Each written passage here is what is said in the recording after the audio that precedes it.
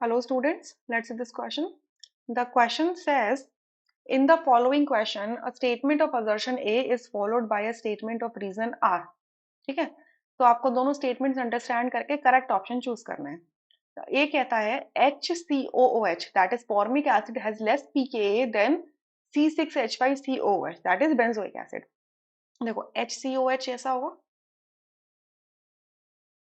And benzoic acid ऐसा होगा C6H5COOH. ठीक है, इन दोनों के पास ही एसिडिक हाइड्रोजन है, ये हमारा एसिडिक हाइड्रोजन है. ठीक है, अच्छा तो पीकेए की बात हो रही है. PKa is inversely related to acidity. अगर पीकेए को हम देखें तो पीकेए अगर कम है तो इसका मतलब क्या है, एसिडिटी ज्यादा है, एसिडिक स्ट्रेंथ ज्यादा है. एसिडिक स्ट्रेंथ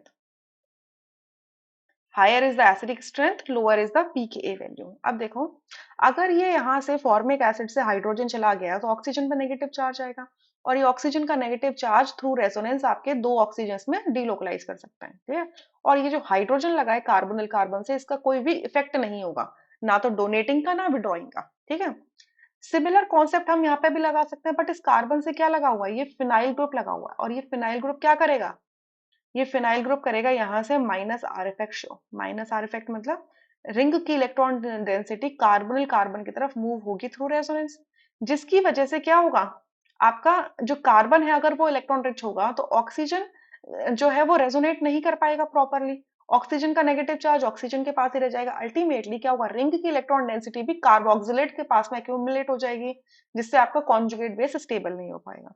तो ये क्या है, ये मोर एसिडिक है, ये मोर एसिडिक होगा फॉर्मिक एसिड, और बेंजोइक एसिड लेस एसिडिक होगा. क्लियर.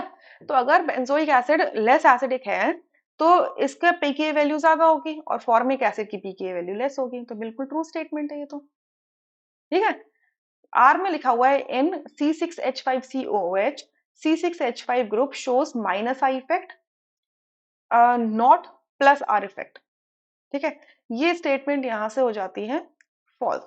देखो C6H5 जो ग्रुप है यहाँ पर, ये माइनस आई इफेक्ट का मतलब क्या होता है कि सिग्मा बॉन्ड के थ्रू इलेक्ट्रॉन डेंसिटी को पुल करना.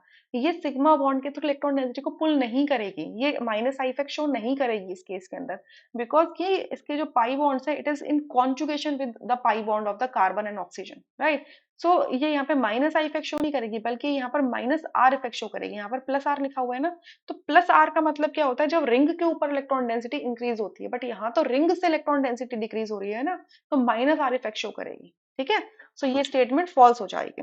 राइट, सो यहाँ से थर्ड ऑप्शन करेक्ट होगा, rest options would be incorrect. I hope you understood. Thank you.